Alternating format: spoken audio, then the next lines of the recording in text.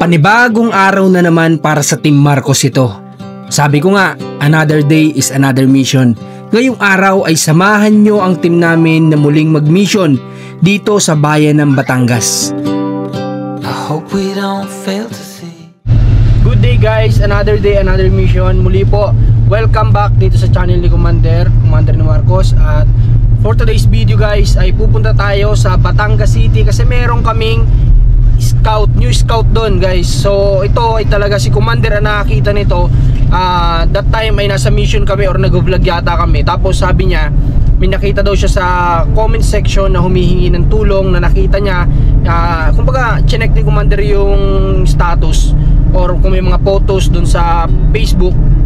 At nakita nga niya na talagang grabe din yung dinadanas na ito pupuntahan namin. Kaya ngayong araw ay samahan nyo ang team namin papunta ng Batangas City from Candelaria to Rosario to Batangas City. Alright, so ngayon ang babiyahin natin is, ayan, nasa screen natin. Abutin tayo ng almost 1 hour at wala pang kasiguraduhan yan. Sigurado mahigit 1 oras yan kasi ganyan naman sa map. Hindi yan reliable minsan, di ba? So tara, kita-kits tayo dun sa pupuntahan namin. Pwede ba kami pumasok sa loob nyo? Opo. Pasok na tayo. Tara guys, para mas maunawaan natin yung sitwasyon ng bahay. Napakalat daw. Napakakalat, hindi naglilinis si Nikki. Nilibili si Nikki. Sabi ng cellphone.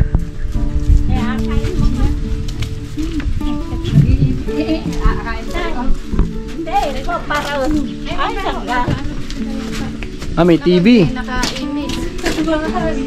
Ano yung tumutunog? TV, radyo? TV naman. TV. Yan po ata yung napanood sa ano. Kung wala akong rap. Pwede nating ano yun muna? Patayin muna natin, Nikki. Saan? Nasira po. Ayan, nasira na remote. Mga award po ng mga anak ko. Wow, pakita natin award. Marami po nakatabi dyan si Luke. Sino to? Sino na magandang to? Nakakita mo yung ano. Wow, ganda naman ni ano. Gwapo din ni Luke, oh. Ito batang bata pa si Nikki. Oo nga, malaman pala kayo dati, ano? Oh, matatabang bata to dati, oh. May laman-laman. Ngayon lang sila namayat. Oh. Ito yung mama nyo? May pinagmanahan din pala. Parang mas kawig siya ni Luke. Ano? Okay. Ito may award. May mga award sila. Ang dami may award, oh. Ayan, oh. Sino to? Si Nikki pa rin to? Opo. Bata ka pa lang, ano ka na, no? Maganda na. So ito yung bahay nila guys. Ito, dito sila natutulog yata sa kwarto. Sino natutulog dito? Kami po. Kayo? Hindi pa naiimis. Hindi pa naiimis. Hindi na po naiimis yan. Diyan sa kabila, may kwarto ka ba dito? Kusina po namin. Kusina. Okay. Opo. So ito kusina nila. Ito ang kusina namin. May ano sila, yung pugon, yung kahoy, yung lutuan. Ito po. Alright. So ito yung munti nilang tahanan guys. Pasalamat na nga lang din tayo kahit paano sila tatay may naipundar din na ganito para sa mga anak. May maayos na nasisilungan kapag kami bagyo. Diba? Dito may natutulog dito tayo? Wala po. Dito? Wala. O parang supan nyo lang, upuan nyo? Opo. Pinakaupuan po. Maswerte ka tayo sa mga anak mo, matatalino sila. Opo. Saan? Ito kami. Grabe naman si Nikki. Tingnan ko daw. Ito akin. Sige daw, upo ka dito Nikki. Upo ka dito. Ito akin. Upo ka. Alright guys, so ayan. Tapos na tayo kala tatay. At talagang ngayong araw ay hindi dapat muna ako bibisita dito kasi nga sa isang araw na lang sana pag schedule nyo na. Kaso nga lang, kailangan ko din namang kausapin sila about nga dun sa nangyari para nang sa ganon ay hindi naman din tayo bias dun sa kung sino yung na-involved like this WD, diba? So kung totoo na ginawa din po ng may hawak sa kanila yung kanyang best para si tatay po ay hindi matanggal, sa part na yun syempre nagpapasalamat tayo sa kanya. Diba? So, ayun lang. Ang hindi ko lang din nagustuhan dun sa part na yun ay syempre yun nga yun lay sa atin si nanay dun sa part na yun na siya ay sila daw ay sinabihan na pumunta sa ganito ganyan na which is di pala totoo. So dun lang din ako medyo na kasi syempre tayo ipaglalaban natin yan sa kung sino yung involved dun na ganito ganyan, ba't kailangan nyo pupuntahin sa ganito ganyan, di ba? May mga ganun. So buti na lang sinabi din naman nila yung totoo, di ba, na wala naman talaga silang sinabing ganun. Okay, so yun lang. At ngayon may pupunta tayo ng Batangas City kasi mayroon tayo dun bagong scout. Abangan nyo yan, talagang grabe din tong pupuntahan namin ngayon. Malayo-layo to pero okay lang. So maraming salamat sa pagsama nyo sa team namin dito sa Batangas. At sana ay marami pa tayong tao na matulungan at supportan yung mga personal vlogs din namin kay Commander. At syempre yung kay Rans ay nagvo-vlog na ulit. Ayan, panoorin nyo yung mga ginagawa niya videos. At muli salamat sa pagmamahal ninyo sa team namin. At kami po ay gagawin namin yung best para sa inyo at sa mga taong pwede pa nating matulungan. Yun lang po, maraming salamat ulit and God bless po sa lahat. So guys, update tayo. 19 minutes na lang ay malapit na tayo dito sa Batangas City. So ang oras naman natin is 1:25 PM. So abot naman siguro by 2 PM nandoon na tayo. Or baka wala pa, nandoon na tayo. So ang tinatansya namin ngayon is makabalik din kami agad ng Rosario. Kasi nga meron tayo itong tinutulungan na dinner natin na bibisita. So gusto sana namin puntahan kung aabot pa yung oras, diba? Kasi hindi natin alam kung gaano tayo katagal dito sa bago nating i-vlog kasi nga talagang grabe yung sitwasyon niya. So titingnan namin kung ano yung magagawa ng team namin pagdating namin doon. Titingnan pa namin yung sitwasyon. Pero sana yun nga, huwag umulan para makabalik din kaagad at makapag-vlog pa tayo ng iba. So guys, ayan, 3 minutes na lang. Dito na tayo ngayon sa Conde Labac, Batangas City. Ayan o, welcome to Conde Labac. Hindi ata kita sa camera natin pero ayan o, yun, Conde Labac. So hanapin natin ngayon yung barangay.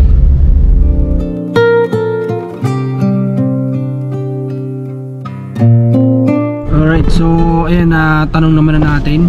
Tay, pag pinagtanong namin kilala na yun doon? Maripe, anong pangalan sila kilala? Maripe. Maripe talaga? Oo. Okay. Patal. Yun ang asawa nun patay na. Wala nang asawa? Oo. Patal ang Ang apelyido ng asawa? Tapos ngayon siya naman may kinakasama ng Iba. Okay, sige, hanapin namin tay. Salamat. Alright, so ngayon guys, eto, at nandito na nga tayo sa Proctres. Ang kailangan nating hanapin ay yung mismong si Nanay Marife. At pagtanungan naman namin dito sa tindahan dyan, kilala naman sila. Nung nasabi namin na may ganung sitwasyon yung anak niya, kilala na guys. Kaya ayun, naituro sa atin na before dumating ng elementary, meron daw iskinita papasok sa kaliwa. Doon tayo papasok na yan. Buti na lang di tayo pinahirapan din ngayon na maghanap, di ba? Kasi maraming time na tayo talaga nahihirapan maghanap. Like kay Ate Ninya, nahihirapan kami doon. Pero ito talaga, feel ko mabilis lang namin mahanap.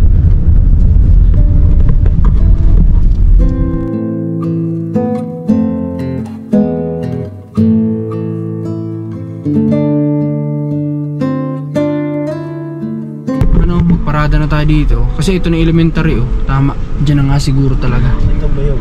Ha? Kailangan mo naman. Sige. Dali na natin yan. So tara. Lakad tayo, papasok tayo sa iskinita sa looban. At dun siguro, sana, hopefully ma-interview natin sila. At maging okay itong lakad namin ngayon, itong mission namin ngayon. So tara, kita kasi tayo dun sa loob. Ang bahay niya dyan, malayo ba? Dyan lang? Okay.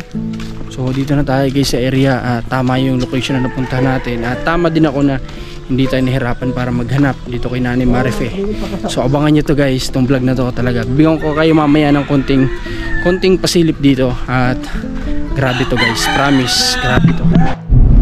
So guys, ayan, tapos na kami mag vlog. At abangan nyo yan sa channel natin, sa main channel ko, sa Marcos TV channel. Abangan nyo yung kwento ng buhay ni Jonas. Siya po ay 5 taon na nakakulong sa isang kubo-kubo. At siya po ay talagang walang saplot. At ayun, umiyak yung nanay niya kasi gusto siya na gumaling pa. So ayan, abangan niyo yan. Talaga napakatindi din ng kwento ni Jonas. Pero hindi pa namin totally alam lahat-lahat ng details about sa kanya, kung bakit siya naggagano, ano yung mga main reason na anong ginawa niya sa loob ng 5 taon. Hindi naman namin masyado binusisi yun, kasi ang gusto sana namin ngayong araw ay kahit paano mapaliguan siya, ganyan. Pero ayun nga, medyo alanganin pa kami kasi ngayon pa lang niya kami nakikita, kaya di muna namin siya punersa. Di bali, pwedeng by tomorrow or next day babalikan natin siya, magbabaka sakali tayo na makuha natin yung loob niya. Okay, so ngayon palabas na kami ng Batangas City, balik tayo ng Rosario at tingin tayo kung saan pa tayo dun pwede na pumunta.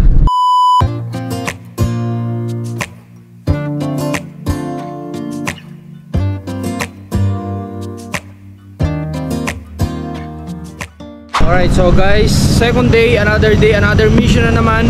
So today is pupunta tayo ngayon kalahati niya, kasi kahapon di kami nakapunta pero ngayon pupunta kami. So nakamotor lang kami ngayon kasi tinan nyo naman, napakaganda ng panahon. Sobrang init pero okay lang, at least mabilis tayo makakarating. Kasi ang oras na, ayan, 1:00 na. So alanganin na kung mag 4 wheels pa kami, kaya motor na lang muna tayo ngayon. Magagas lang kami.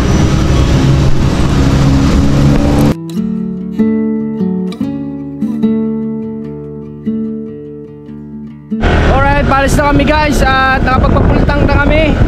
So si GM muna magdadrive ngayon.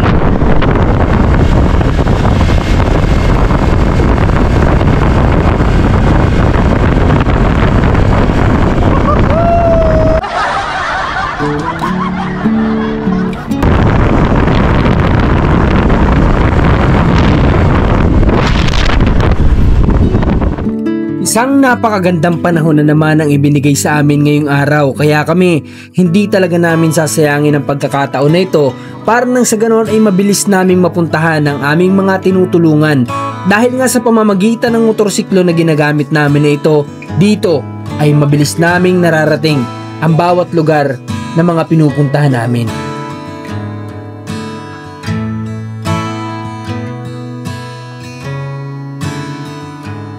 Alright guys, so yan, nandito na kami ngayon sa another place, another mission, another day, another gangster. Hey! So nag-set si Luke ng kanyang camera. Si JM naman nandun doon sa kabila, mag-set din. So sobrang lakas guys ng ng kuliglig. Alam nyo yun? Ayan, nilalapit ako dito, mas maririnig nyo. Pakinggan nyo mabuti kung gaano kalakas. So tinatanong ko si JM kung kaya ba itong tanggalin dun sa magiging vlog natin dito sa channel ko. Ayan, narinig nyo.